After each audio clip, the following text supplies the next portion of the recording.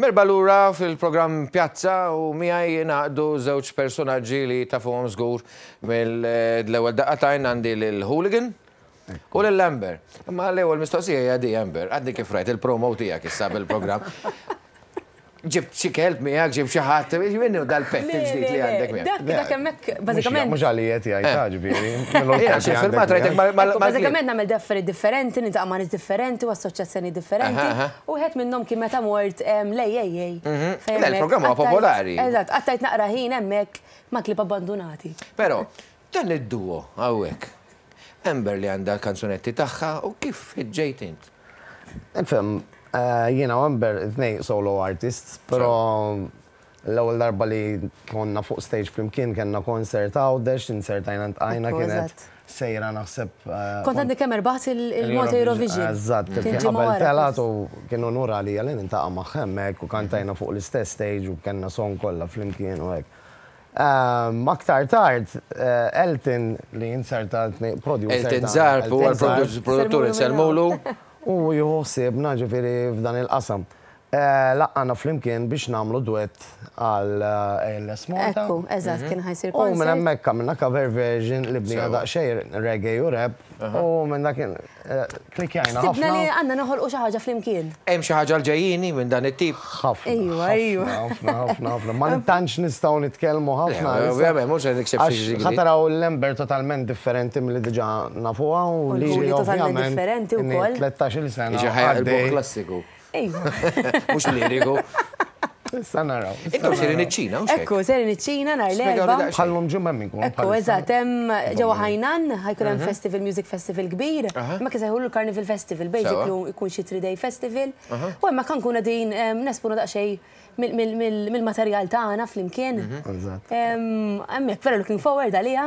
Xaħġa ġdida lina. Li nitla bħala holiday barra, diġa qed inħossni gburi li Malti. Jaħseb wara ħan nitilgħu flimkien nirrappreżentaw. Iċ-Ċina preparaw ruħkom, iċ-Ċina huwa pajjiż sabiħ ħafna, mort jiena madwar xi 9 snin ilu. Stennew li kolkom xokk kulturali. Mhux xokk ħażin, xokk pożittiv, għaliex tinduna kemm iċ-Ċina huwa pajjiż avvanzat ħafna u jisibu ħafna mużika min-naħa tagħna. Jiġifieri. Sinjal tajjeb għalina wkoll. Il-mużika daħlet sew fiċ-Ċina. Il-Ċina m'għadix dik li forsi konna nafu biha meta konna tfal. Amber, jien għandi silta mużikali minn tiegħek bil-video, ħanisimgħu daqsxejn.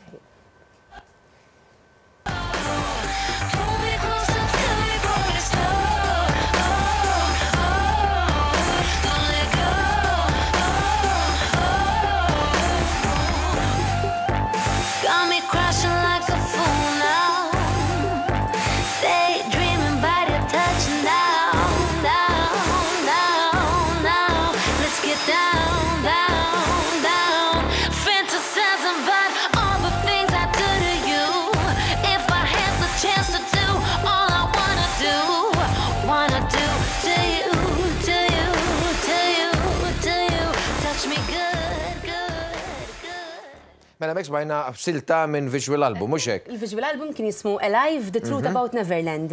Mbagħad ovvjament mort tajjeb ħafna, kienet xi ħaġa ġdida lija u naħseb xi ħaġa ġdida wkoll hawn Malta fil-ġeneru tiegħi għall-visual album.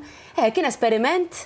Mbagħad ovvjament riċ l-album Redemption, ġifieri kompla miegħu. Le, il-rispons kien tajjeb ħafna, ġifieri dak kien importanti ħafna li għax ovvjament meta toħroġ ħaġa ġdida, ikollok ir-riskju li forsi ma tintoġobx, imma mort tajjeb ħafna u kuntent ħafna bir-riżultat u r-rispons. Inti għadek oriġinali. Nifhimni. Lek tajt li bdejt l-ewwel ħriġ l-ewwel album rap bil-Malti nista' ngħidlek. Bajt però kulħadd jafek bħala il-Hooligan. Però mallum il-ġurnata jiena. Fejn ġid il-Hooligan ngħid. Fimni, basically it's a long story. I mean, kont CB user, dak iż-żmien tokkat long story. CB radio. Dak iż-żmien dak kien popolari, ma kienx internet. U kien just il-username tiegħi u sar jafun in-nies bih, u meta bdejt nirrepja ovvjament baqgħu jgħidu li hekk. Però llum il-ġurnata gburi ngħid unur tiegħi li mhux għax qiegħda hawnhekk jiġifieri għax ngħidha kull imkien li qed naħdem ma' Amber li fil-fatt l-ewwel darba li tkellimt magħha qalt li għax meta kont żgħira kont nisma' dak l-album li għalhekk semmejt li jien. Qatt ma ħsibt li Di li ma niflax għalli għax tajli kont. Le. Mela jien fan taħħa. Permettu li ftit. Isma, intom umbrella l-tużaw. Ebqaw miegħi. Ħanamel kollegament ma' Patrick Zara li huwa il-meteorologu fil-uffiċċju tal-meteoroloġija fil-Aeroport Internazzjonali ta' Malta ħajdilna x'inhu t-temp għal weekend li ġej. Ħanittamaw li huwa tajjeb, ma nafx. Patrick? Ħanajdlek, ma tantx idilla jkollna weekend sabiħ ta'.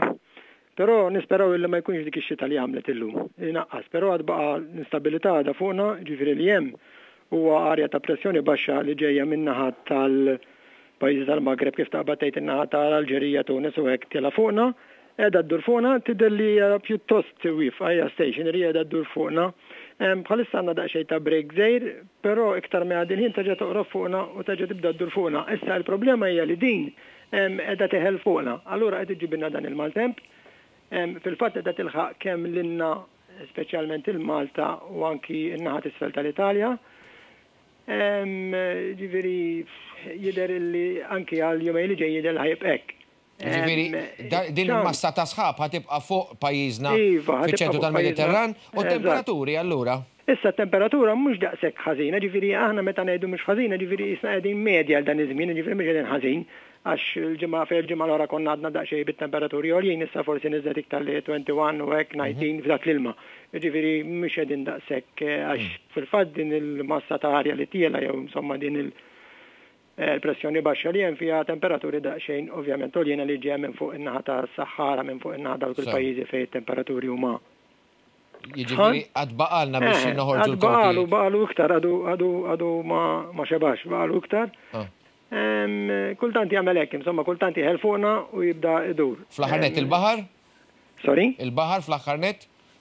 Il-baħar, it-temperatura tal-baħar fil-fatt niżlet ukoll. Issa t-temperatura tal-baħar niżilnija diġà qiegħda xi 21. Ġifieri qiegħda fil-livelli normali tagħha ta' dan iż-żmien. Fil-fatt jekk kien notaw ftit il-temperatura ta' 21 kienet hekk f'Lulju, anke f'Lulju ta' din is-sena kienet ta' 21. Ġifieri m'hemm xejn speċjali, il-baħar għadu sħun. Imma ovvjament iktar ma jgħaddi żmien normalment iktar li tonqos it-temperatura tal-baħar meta naqbżu s-sena d-dieħla li ta' Marzu. Jiena ħadgost li nisimgħek Patrick li nsellmu wkoll min qed jaħdem miegħek ovvjament intom 24 siegħa li taqdu l-funzjonijiet tagħkom permezz tal-Ajruport Internazzjonali ta' Malta minħabba t-traffiku tal-ajru wkoll. Tislima lilkom u grazzi ħafna tal-li kollaborajtu magħna. Thank you. Ciao. Mela, jekk intom biħsibkom toħorġu dan il-weekend ħudu l-umbrella, Kontet tgħidli fuq Hooligan.